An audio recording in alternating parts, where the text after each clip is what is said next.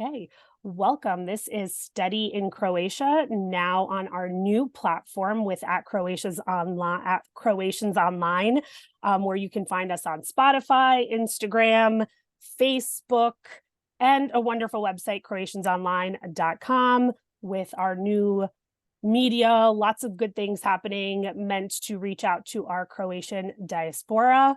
And today, to get started, I have something really fun and different to our Study in Croatia podcast.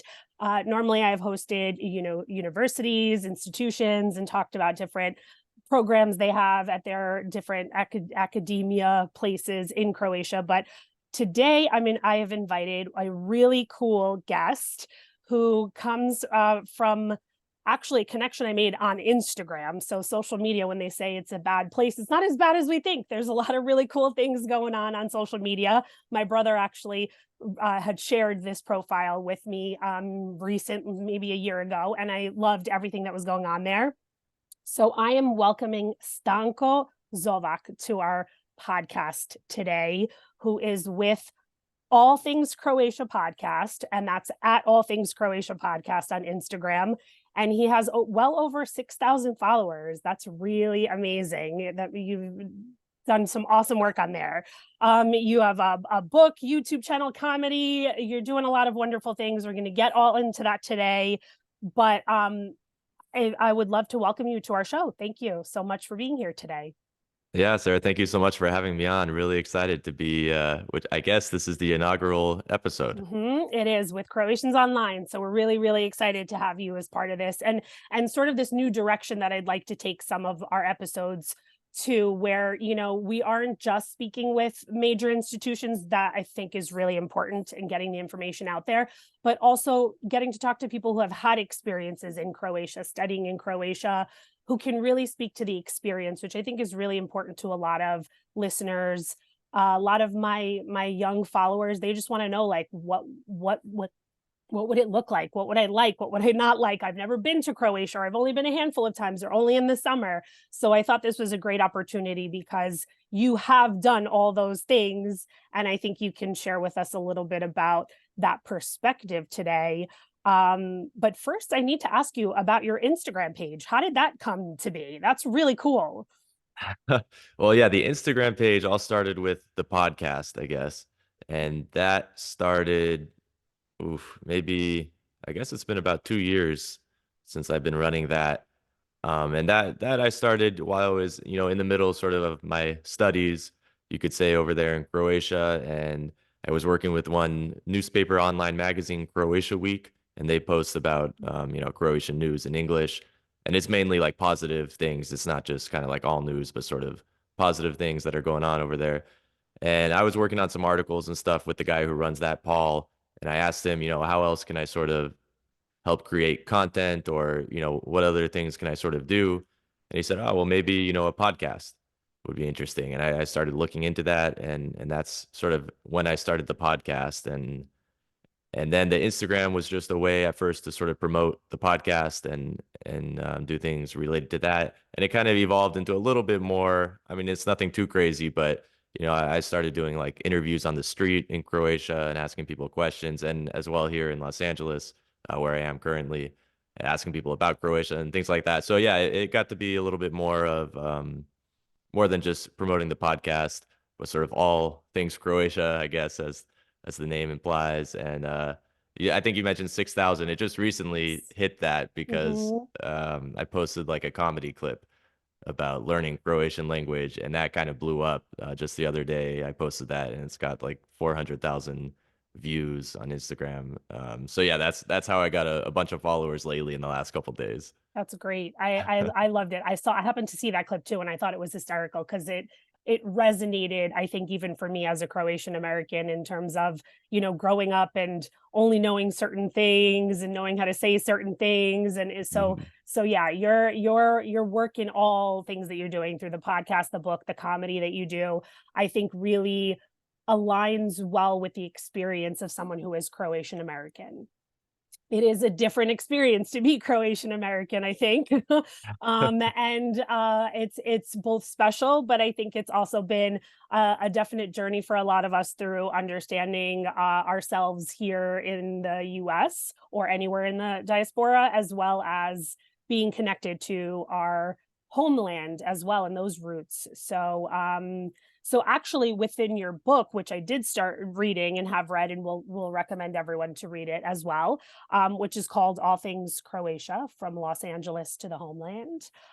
You talk all about your experience growing up Croatian in LA, also your journey to Croatia, the idea of how you even found the program that you ended up studying at, just everything that you've done in that aspect that led you to All Things Croatia podcast and all the other things that you're doing, which also want to recommend everyone to tune into some of your podcast episodes, which are really cool. You've had some really, really cool guests. You call it the only podcast for Croatian diaspora featuring famous Croatians from around the globe. I agree. I like that. That's a little bit of a reach. Probably famous, should put that in quotes, but no, and only. Yes, you're definitely getting those famous people, and today you're one of our famous people too with what you're doing online. So it's definitely worth a listen to everyone out there. But I guess in relation to just like kind of like your journey through getting back to Croatia, thinking about studying in Croatia, what prompted you to be curious about going to Croatia and maybe even studying there, learning more about the Croatian culture? Definitely, yeah. I mean, as a kid, I grew up. My dad was Croatian. He was born here. His older sister was born in a refugee camp in Italy on the way from leaving Croatia to find somewhere to live, and they ended up here in the US in Los Angeles. And my mom is American with Italian and German roots. So I was half Croatian, and I grew up in the community. We have our Croatian church here in Los Angeles, St. Anthony's, Sveti, and my grandma, my baba was alive. I never met my grandfather. He passed before I was born, but my baba speaks Croatian. And as a kid, I never really understood Croatian. I knew like the basic, kako si dobro and those types of things, but couldn't put a sentence together. Couldn't really understand a sentence, to be honest, unless I got like one word and can sort of imply with hand motions. But I always like loved being Croatian and hearing these stories about Croatia and everything like that. And we'd follow, the games and stuff on TV. But I never went as a kid, never got to go as a kid. And in high school, I met who's now one of my best friends, George Dulcic. And it turns out we found out just like last year that we're actually cousins. We took a DNA test. Yeah, we're like fourth cousins. Or my grandma did a DNA test and matched with him. But so we were just friends in high school, and just we were two Croatian American guys that were really similar, because he also was a proud Croatian American and loved Croatian, all this stuff, but he also didn't speak it. And so we always kind of felt like we needed to learn Croatian, like that was a big part of us missing. And especially for me, with my name in particular, that's the first thing anyone asks, what is that? What are you? I'd say, oh, Croatian. And then I wouldn't speak Croatian. And so I always kind of felt not fake, but it was, everyone knew that I was Croatian, and I would tell everyone, but I couldn't speak it. So that was like the basis of how wanting to go to Croatia and wanting to learn Croatian started. And then when I was first time I went to Croatia, I guess it was maybe after my freshman year of college. Yeah. And so that was my first time going, and I loved it. It was there, I think, 3 weeks, met the extended family in the village. And mine are actually from Herzegovina, near Ljubuški. Met everyone there, spent a lot of time in Makarska. And yeah, and so I loved it, but I couldn't understand anyone, when I went back, especially in the village. So yeah. And I don't know if they made you feel any which way about it, but sometimes they make you feel a little like strange about not knowing and like, oh, ti si Americanac and all of that. So I can only imagine the experience in the village, because I have been in a village myself in that similar experience. I also really like, there's a story in your book that you shared where your aunt encouraged you to use your name, like speak your name and be proud of your name? Yeah. Yeah. So in middle school, I went by my middle name, which is Jack, which I don't remember even how that started. It must have been from kindergarten or wherever when I enrolled, and my parents just thought it would be easier or somehow. I don't even know actually how that sort of came about. But yeah, in middle school, I went by Jack. And then, but my family would call me Stanko, of course, and friends of the family and things like that. And then in high school, my aunt, or right before high school, my aunt sat me down. We went, I forget where it was, like Jim's Burgers, some burger place. I have to reread my book because I Mhm. had to ask her before I wrote that where that was. And yeah, she kind of had a conversation. She's also a teacher, high school teacher, so she wanted to have this conversation about high school and everything like that and how it's going to be.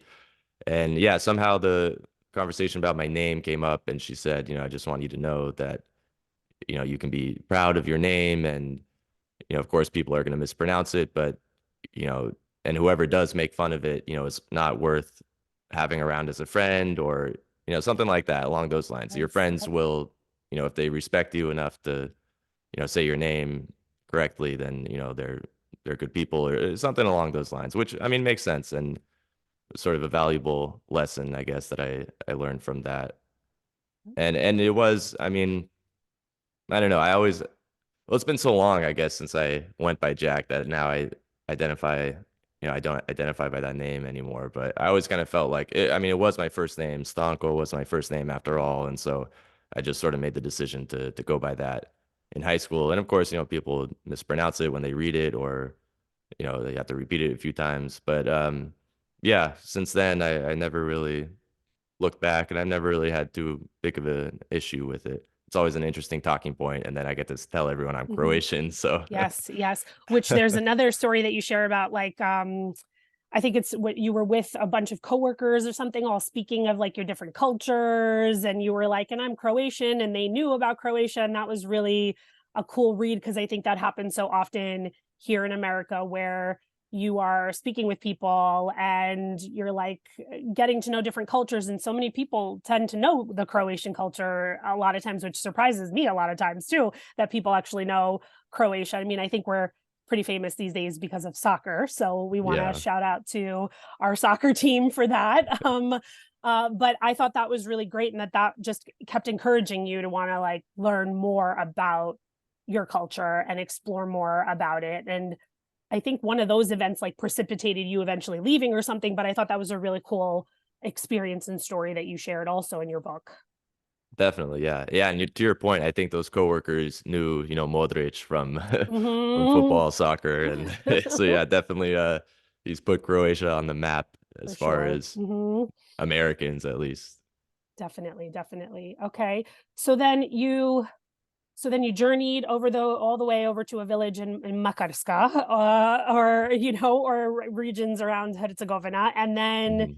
you decided, I'm gonna look for a program to study Croatian. How did that really kind of come to be? Yeah, it wasn't quite so. I mean, I was looking for, like courses online and stuff, and downloaded apps, and there's nothing really good in terms of apps No, and stuff like there that. isn't. Mm-mm. There was one website, easycroatian.com. I think there's a hyphen in between there. And that was actually pretty good. It's more of like it's less of like an easy, app sort of study for 5 minutes. It's more of a comprehensive sort of, you really have to scroll through the pages and read, but it's actually really good and it helped me a lot. But it's also really hard to understand everything just reading on a website, without hearing it or Mhm. someone explaining the things to you, the padashi and everything, it's Mhm, mhm. impossible. Those are very impossible. Right? All For seven of sure. them. Yes. Mhm. One of the But hardest languages. I still will stand really, firm on one of the hardest languages to learn is Croatian. it really is. Yeah. I mean, Mhm. well, it's not like I've tried learning, Chinese or Well, Korean or true, anything, true, but true. But I think a lot of Slavic people in those places, they all know, and a lot of people will say that Croatian, those Slavic region languages are hard. They're hard. So Mhm. Croatian definitely puts the muscle memory in the brain working hard for Oh yeah, language. For definitely. sure. Yeah. Mhm. Yeah. So since from that moment, I made a conscious effort to try and learn some Croatian, pick up what I could. I asked my dad, what does this mean? Or how do you say this? He would give like three different answers because he didn't learn by the book. He learned just from hearing growing up from his mom and stuff like that. So I don't even think he like knew the concept of padaji and like Mm. why words change or even how. He would just like know how to say them in different contexts. So when I would ask like why is it, you know, kucha instead of or kuchi instead of kucha or whatever, Mhm. and he would be like, oh well, maybe it's kuche, and like it would just confuse him when I would ask these questions, Oh, and he wouldn't know how to explain them. So I didn't really learn from him that much, when trying to ask, why is this like this, or how would you say this, but in this context, things like that. And me and my friend George, who I mentioned, we're always had this dream of like going to Croatia together for the summer because I went by myself. He went also in college, I think in high school, but like with his family, and we always thought it'd be so fun to go together. And eventually we found this program also on CroatiaWeek.com, that magazine that I shout mentioned out to Croatia earlier. Week. I know Shout out Croatia to Week them. very well. Shout out. Uh-huh. Yeah, they're great. And Paul is there is great. And I saw this article about this program, Croaticum, if I'm pronouncing it, how, how they do over Mhm. there. And we had applied. It was so basically to break down the program, it's for, Croatian diaspora around the world to get into this program. And you can go to a couple different cities, maybe five. It's like Zagreb, Split, Rijeka, Osijek, maybe one more city, at the universities there, and to learn Croatian. And it was supposed to be this like all immersive type experience, or like semi immersive, that you go on these like field trips and things like that. And so we're like, oh, that'd be cool. We can go do the program, stay for the summer. That'll be awesome. So we applied and we didn't get it that first semester that we applied. And at that point, it was just kind of like a spur of the moment, like, oh, let's apply for this. It'll be fun. Didn't get in. Applied the next semester, and we both got in. And we said, should we really do this? Because we both had jobs at this point. He was working in finance, and I had a job at UCLA, the university here in LA. And we're like, you know what? Let's just do it. So we quit our jobs literally the morning of when we found out we got into the program. We put in our 2 weeks, and because classic Croatia, we heard that we got accepted 1 week before the program Oh started. yeah. So Yep. Yep. Yep. Gotta love our bureaucracy at times over yeah, there. Totally. Totally. Wouldn't classic surprise me. bureaucracy. Yes. Yes. So we ended up going a week late because we had to put in two Okay. weeks and put in the 2 weeks that day of. And we said, let's do this. It's a three, I think it's actually a 4 month program, but I told my mom three because she was sad that I was going to be gone for so long. And so I said, oh, it's just 3 months. We'll be right back. And I ended up staying almost 3 years out there. Wow. And George was Wow. there, did a little like 2.5 semesters. He was there about a year and ended up moving back to LA. And now I'm back in LA for now, at least just a few months ago, came back. But yeah, so I ended up doing 6 semesters of that program. Wow. Wow, that's amazing.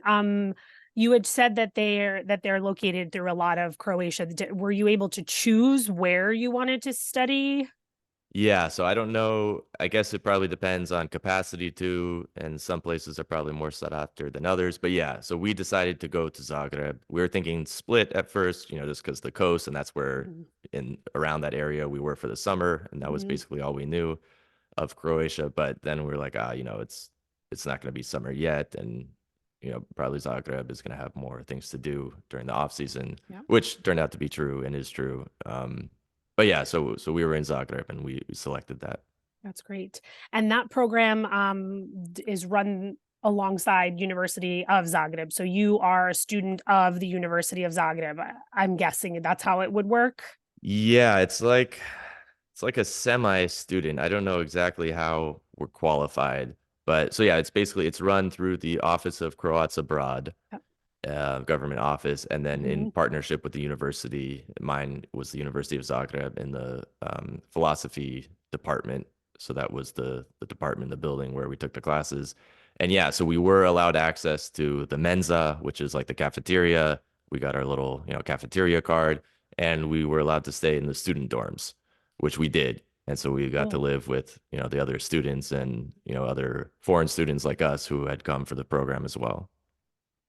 I had first learned about this program last year, and I was fascinated by it because I actually had no idea that it even existed. And it's exciting to hear about these opportunities that Croatia is trying to bring in some people from the diaspora, just to get them to come learn the language, be a part of the culture, since so many Croatians have left. I think, we're at like 10% less people than last year. Every year it just seems to be, going lower and lower. So I thought it was a really cool program. And then to hear that that was something that you did, I was fascinated to hear your story, just simply because I haven't met anyone yet that actually did this program. So I'm really curious to know, like, the good, the bad, the ugly, all of it with the program, how it went, what it looked like.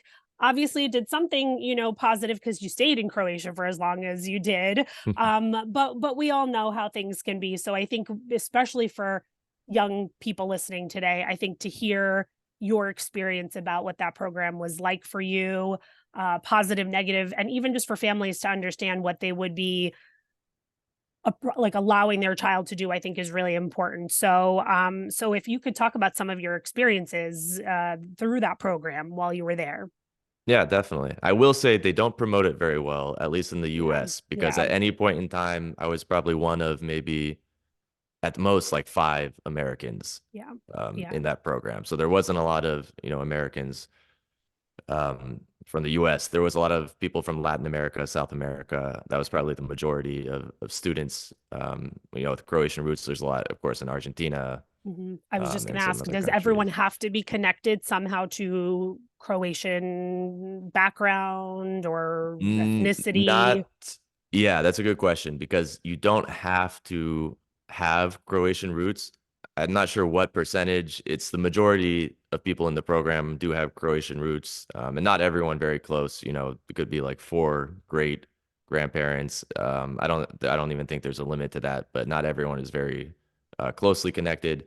But there also is a section on the application for, I think it's called like Friends of Croatia or Croatian, something like that. Basically, if you're like married to someone who's Croatian or you have some other special connection to the country or to the people somehow. So they do allow, I guess, in that context, anyone could apply if you have some sort of connection with Croatia, but the majority is people with Croatian roots. Okay. Okay. And I, man, I guess it was like probably 200 plus people in the program, or it was a little less during COVID. Or probably a lot less during COVID, and it's probably even bigger now. But yeah, so basically, well, what we did at least, we're in this program. We got to live in the student dorms, which was a lot of fun.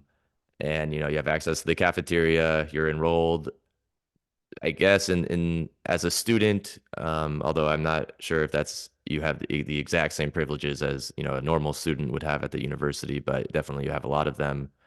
And the class goes 2 hours and 15 minutes a day, every day, well, 5 days a week, Monday through Friday. And you could select the times as well. There's, the morning, afternoon, and evening slots, and the different levels. So I guess there's 6 levels, A1, A2, B1, B2, that sort of thing. And we took an application, like a test to get Okay. into a level.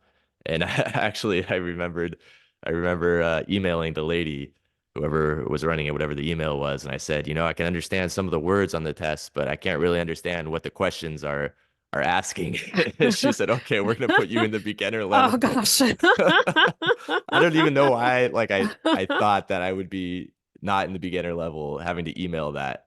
I don't know. I guess I Well, assume like, oh, if I can understand, some of the words, and maybe I'm a little more advanced than yes, others. I think so too. I think many of us have felt that way, where we're like, no, we totally got this language down packed Yeah. for sure, for sure. So that sounded like it was a little of a humbling experience for you Yeah. in that moment. Definitely. Yeah. Couldn't even understand like what the questions were wanting me to Yes. to do or understand the full sentence. But I was like, oh, I can get like a third of the words in this sentence. Maybe I can be more advanced. She's like, no, you're going Nope. to A1. Start from the beginning. Yeah. So we got put in that beginner class, and that was kind of one of our bigger classes. There's maybe 15 people there. A lot of people from Latin America, someone from Singapore, guy from Japan, me and George, here from the US. Um, might have been it. Maybe no one yet from Europe in that class. But sort of as you go up in levels, it gets to be more people from Europe and a lot of people that are also in that class are doing like majors or minors at the university, and it's like Slavic language studies or something, or they're minoring in Croatian, majoring, things like that. And a lot of those people are like Polish or Hmm. they have some Slavic language background, which makes a lot of sense because it's a Hmm. lot easier for them to learn. um, but yeah, so we'd have the class 2 hours, 15 minutes every day, Monday through Friday. We'd get to hang out in the student dorms and live there. And other than that, you're kind of on your own. You can, That's do cool. whatever you want. And um, basically, the only obligation was class. And there was supposed to be, like I mentioned, field trips and things like that. But we went during COVID. That was March of 2021. So they didn't have really any of those other immersive programs going on at the time. So for us, it was basically just that class that we would go Okay. to, and then we had the rest of the day to kind of do whatever. And as far as paperwork goes, they through the program and the Office of Croats Abroad, we got a residence permit, which is a 1 year basically work and residence permit. You can do both on that. That's great. And so yeah, so the program like helps you get that and helped us renew it as well. That we were there. I was there more than a year, and they did help actually with my citizenship as well. That same office, so they helped me apply for that and get all the paperwork in order and things like that. So they do help with the paperwork Okay. and the visa, things like that. Yeah, it's the visa sounds like it's an important part to have where you're there for such a long time. So if you wanted to work or do something that you have access to do that, that's pretty cool, especially given that you're only in class for almost 3 hours a day, really, and that's it. So it did give you a lot of freedom to like explore Zagreb and really get into the Croatian culture of things there too, I'm sure. Oh yeah, definitely. Yeah, a lot of freedom. Even at a point, it was too much. That Okay. we weren't doing. We just drink coffee all day I was or gonna sit say at at the the coffee. cafe, I'm sure. Yeah. Yep. Hmm. Although, can I have to like confront you about the fact that you don't like coffee. I read that in your book. Yes, that is Oh true. The wow. first time that I drank coffee was when I went, for this program in Croatia. I was in Konavle, which is down a little bit below Dubrovnik, and the family I was staying with, which was George's cousins, they didn't speak English, or the mom, didn't speak English, and the grandma, and they were giving us this coffee, and I was getting really nervous to tell them no, like I don't want to drink the Hmm. coffee, and so I said, oh, I'm just gonna bite the bullet, like I'll drink Just this. do it. And so like the 2 days I was there, like I just drank it black. I didn't want to, because I don't know why. It's not that I don't like coffee, just because I never had like tried it. I don't know. I never wanted to get addicted to drinking Hmm. coffee, I guess, Hmm. or like to the caffeine and having to rely on waking up with coffee.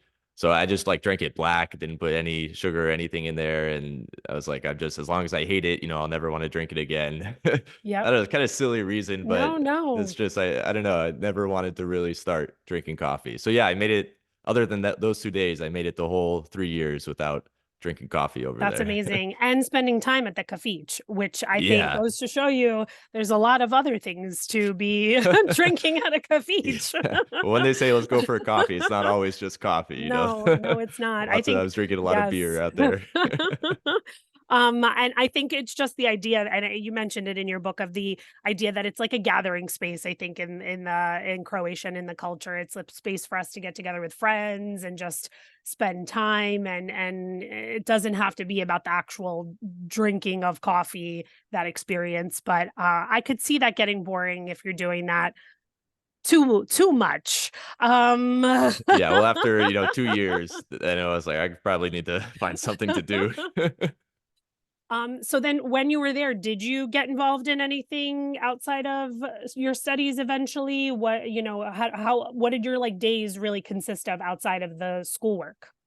Yeah, pretty early on, me and George were boxing here in LA before we went, and we just started maybe 6 months before that, and so that was something we wanted to continue in Croatia, and we found a boxing gym really close, within walking distance from our dorm. I mean, everything is either walking or by tram, but it was only a 7-minute walk or something from our dorm. So not every morning, 3 days a week, we would go boxing, and that was really cool. And that was an interesting way to learn Croatian, learning like left and right, when they tell you like slip left or right or throw a left, hook or right, and you really have to, if you Attention. slip the wrong way or whatever, you get hit in the face. So That is a way to certainly remember what your left and right is for sure. For yeah. sure. That's really cool. Yeah, that was a lot of fun. That's 300, it was called, the gym, 300, like Mhm. 300 Spartacus or whatever, Uh-huh. like Mhm. that. And the Ruda, who was our trainer, was a great guy and real passionate, big, bald Croatian guy who would just yell at us all Uh-huh. day, not in like a Mhm. mean way. Well, Mhm. sometimes, but he would just yell loud, and and so that was a lot of fun. And those guys were good guys that we boxed with, and they were super nice to us, and they would speak to us in Croatian. In the beginning, we weren't understanding much. So they would, you know, most of them could speak English, some of them, not so well. But yeah, it was a really cool way to meet people and to hear the language naturally too, when they're not speaking to us, speaking to each other, hearing the dialect, is very Zagrebački, Mhm. Kai, and a lot of like Zagreb slang. So that actually made it really difficult to, still to this day, if I were to go back in there, I wouldn't understand a lot of what they're saying, just because Wow. it's very like Zagreb slang, and the way they talk Mhm. is just Mhm. not what I was learning in class. I was gonna say, I'm sure very different. I'm sure that like, and I do this with quotations, they were teaching you the real Croatian, which is different, which is very different Hmm. depending on where you are. I know that I'm down from the islands, my family, and we all have different dialects. My mother's island has one dialect, my father's island has a totally different dialect. And then we all sort of meet somewhere in the middle. But I think your point about how people are kind to you there when you at least try. That's Hmm. something I've also learned too, is that even though I may not speak it perfectly, if I'm trying, I will receive kindness in return. And I think that that's important for a lot of young people, Croatian Americans, and all of that, who may not know the language, who feel intimidated, I think, to go and not know anything or be made fun of and all of that. And I mean, there's always going to be, a person or two that, is going to be not nice and a jerk about it. But otherwise, that kindness is a lot of what I've experienced too. And there's a way to make it work, right? There's a way to certainly get by, even if you're not speaking fluently everything while you're there too, which is really nice as well. Definitely, yeah. And like when I hear my dad speak, like I can recognize every time that he's saying something incorrectly, in terms of Hmm. padeji or, Yep. anything like that, cases, even tenses, sometimes things like that. But like everyone, understands him, and he gets by more than I do, talking to people, and can have better conversations than I can. And like I know he's saying things incorrectly from what I, Mhm. learn in class, or what's like the official way to say things. But it's not like they don't care about that. And a lot of people over there don't even say things correctly, or They don't care don't. about Yes. those Hmm. rules, So it's not Hmm. even, that's almost one of the downsides of the program for me, or maybe the fact that I stayed in it so long, almost 3 years in that same program, but was just like, because now I'm so focused on trying to say things correctly, because I know I learned the correct way to say things. So I can, like, I have to think about them now when I speak, but it's almost better to like just have that base knowledge of the words and the structure of things like that, and then like don't even worry at least too much about being correct, but don't worry for sure about like being correct 100% of the time. Like Yeah. definitely just, it's better to just speak and sort of learn, by speaking and by listening and things like that. So that was almost a downside of the program, that it was so like grammar oriented, and now that I know all those rules I'm supposed to follow, it makes it harder for me to not follow them or to not think about them when I'm speaking. And it kind of slows me down and trips me up sometimes when I'm speaking Croatian or thinking about it. I really appreciate you saying that, because I think that for so many people, that's where we encounter the block, that it's not right. I know for me, I'm always, it's not right, so I'm just not going to even speak. But I think that's such a great point of it being okay that it isn't right 100% of the time. And I could see that then being a challenge for you, having learned it the quote right way. But even when you think about it in English, like I know I catch myself, I'm not always speaking correct English all the time. Mhm. Also, I'm messing up my plurals and all of that all the time. And so it's about this idea of conversing and just being able to feel like you can have these conversations and spending time with people who speak that language. And I think it's not always about right or wrong in those cases, I think too. Yeah, exactly. And that's the ultimate goal. I mean, at least for most of us, is conversing, Yep. and being able Yep. to have these conversations. It's Yep. not, unless you're going to be like an official translator or Mhm. literary analyst or Right. something like that, Right. Right. then that stuff would pertain. But that's not the ultimate goal. The ultimate goal is to have these conversations Yeah. with people and to Yeah. understand. So Yeah. For sure. I agree with that. So if you started in A1, you left as a what?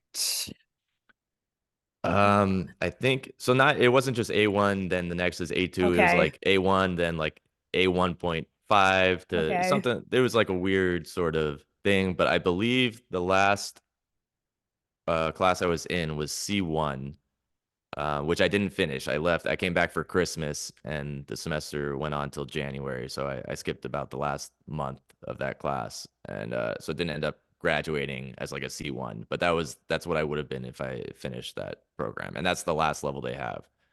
But I Okay. was only there because they didn't offer the fifth level at that point, so I had to skip that. And I repeated the fourth one twice because Okay. it was difficult. So like I wouldn't say at all that I feel like I'm at that level speaking wise and understanding wise. Okay.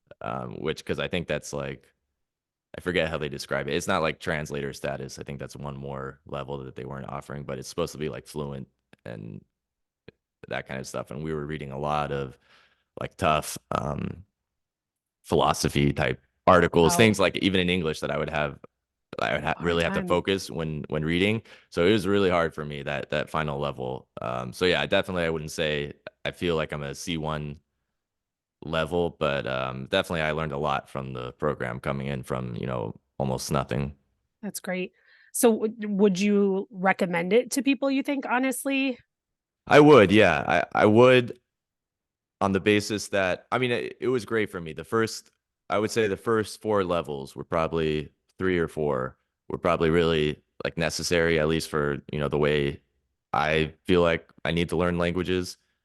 Because I did want to understand, why you need to do things a certain way, and to a certain point, you do have to kind of understand why things change or like when to change them at least. You don't have to, I guess, but it is helpful to know. And so that was really helpful, and I would recommend people um, to go and learn it like that. The only thing I wish I would have learned a little more outside of the class as well to supplement it, just talking with people over there or just hearing it sort of in a street sense. Because one thing, dialects or just different ways of speaking, is throughout all Croatia that happens. So we're learning this so-called, standard or official Mhm. Croatian, but not everyone speaks like that. Probably a lot of Mhm. people don't. I would say maybe most. Hard to tell, but there's a lot of dialects and a lot of people, Mhm. don't use either completely they speak differently or just certain words and certain parts are different.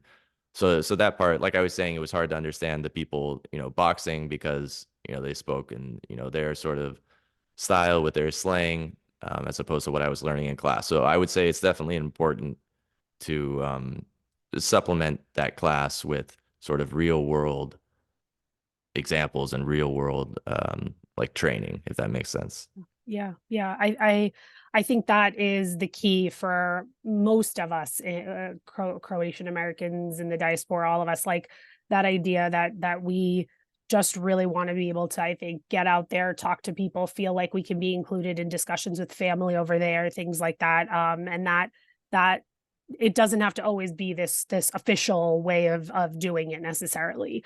So I think that's a really valid point and a fair recommendation. Now, like in terms of cost, what did that look like? Because that's an important question. I almost forgot to ask that of you, but so I'm curious about that. Mhm. Like, what did costs look like? Was it an expensive thing? Should people be saving for this type of program experience? What do you think? No, not I don't think so. Well, because I had savings from work, me and George, we had savings and stuff. But with the program, well, okay, I guess maybe I didn't explain that, but there's the program which is Croaticum, but there's also the scholarship, which is what I applied for. Oh, that's great. But so you can do the program without, this application process and having to, you know, write all the background and stuff. Anyone could apply to the program, but I think it's like 700 euros, or it was at that point. But anyone who's over there can apply to that and do that.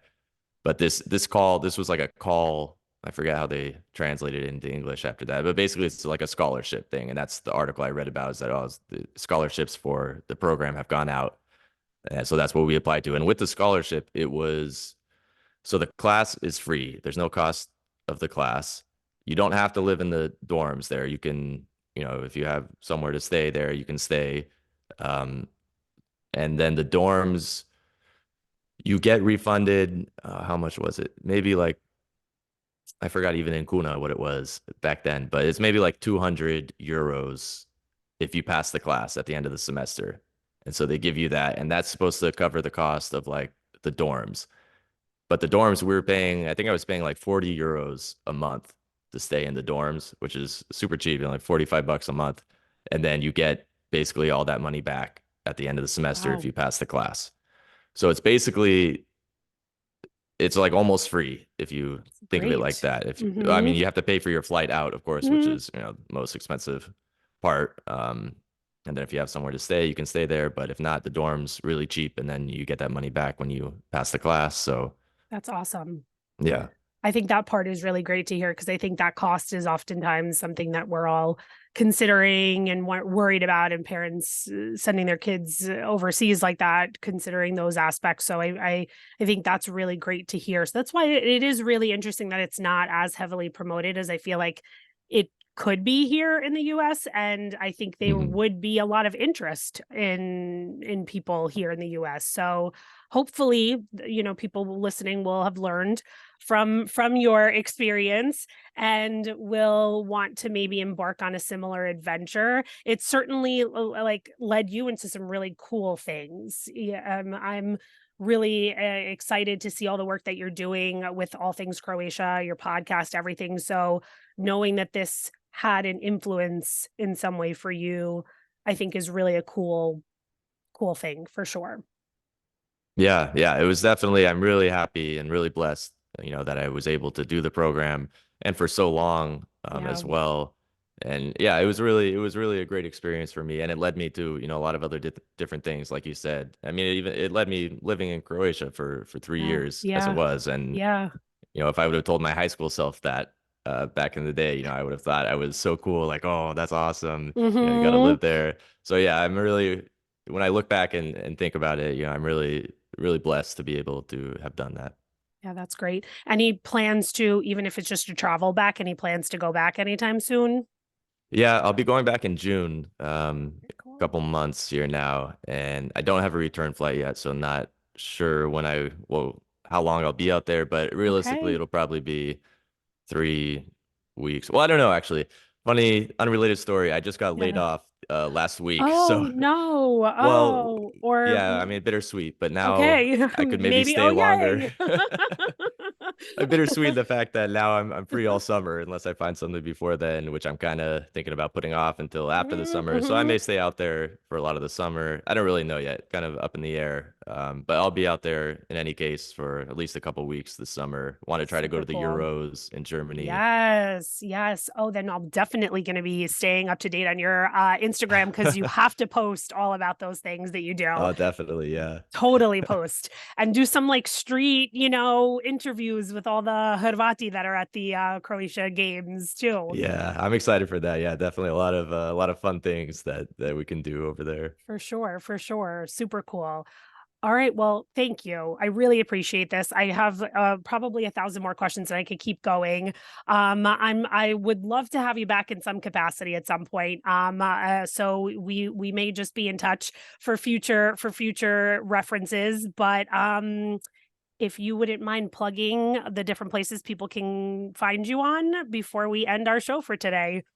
Yeah. So my podcast, All Things Croatia, is on YouTube, in video form, and that's just All Things Croatia. And then Spotify, Apple Podcasts should be the same thing.